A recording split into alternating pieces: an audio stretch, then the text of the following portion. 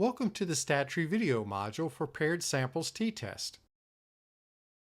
To test whether there are differences between two continuous variables, the paired samples t-test would be appropriate. You will need two continuous variables in order to run this test.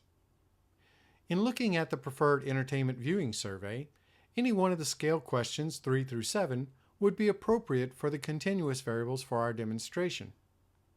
For this demonstration, we will use questions 3 and 4.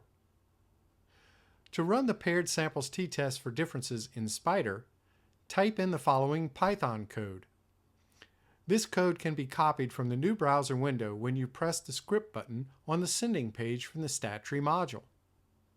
If you've already saved your code, press on the File Open icon above the editor pane, browse to the location of the Python script, then press Open. Select the lines of code to be run, then press the Run Selected icon.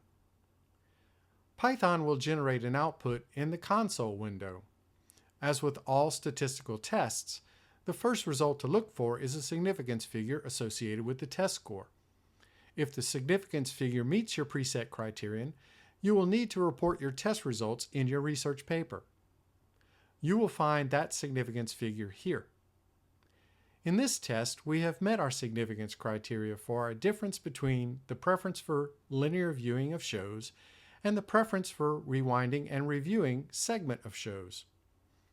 Here is your test result.